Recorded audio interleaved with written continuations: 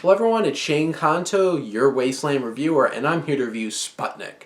And this Russian film set during Soviet times about two cosmonauts who get attacked by some weird creature, and one of them comes back alive with the weird creature living inside him, and dealing with this young woman played by Oksana Akinshina, who is there during all this experimentation and trying to figure out what this creature is and how to save this cosmonaut who has this thing living inside him.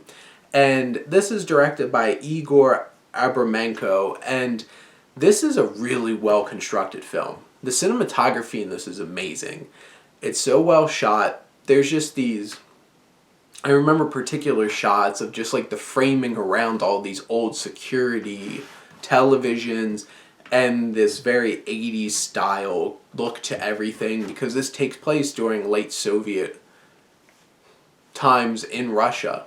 And that particular aspect of the film is used very well because it deals with all the political and societal baggage of that time, including government experiments and unethical behaviors, and what they're really trying to do with this creature, which is creepy and terrifying and unnerving. And there's scenes of them experimenting on people and having this thing feed on people.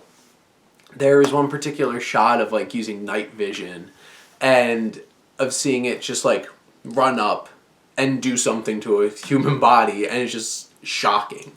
And all of those kinds of things, like it delivers on those creature feature aspects of the film. It's creepy, it's unnerving, it's horrifying. It also delivers on a lot of deep thought-provoking kind of ideas about society and human nature. This film is very Russian, and like a lot of very famous Russian science fiction films, there's not joy in this. It's very somber, and some might call it meandering, some might call slow burning. And I think that's going to be the disconnect, because like this is not your go-to mainstream science fiction film. It might have a creature in it. It might have those horror elements, but like this is a slow contemplative journey. And I think it might test the patience of a lot of people. And if you're someone that doesn't like hard science fiction, this really might not be for you, despite the fact that it does have those creature features and those horror elements. But in the end, this film is well shot, beautifully rendered, deep, thought-provoking, and is still sitting in me long after I watched it. Watched this 2 days ago, and I feel like I'm still going to be thinking about this for a while.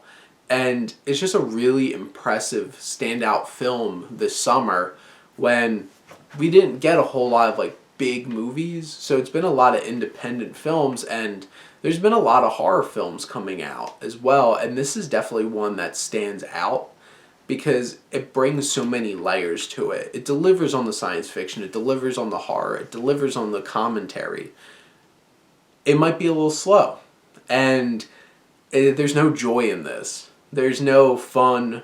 It's just a dark, gloomy, and contemplative kind of sci-fi horror film. But I really loved Sputnik, and I definitely recommend it, especially for cinephiles out there. For some more mainstream audiences, might not get as much out of this as what they might be hoping to get out of it. But those are my thoughts on Sputnik. Let me know what you think, and let's talk some movies. But thank you as always for tuning in and supporting your Wasteland reviewer.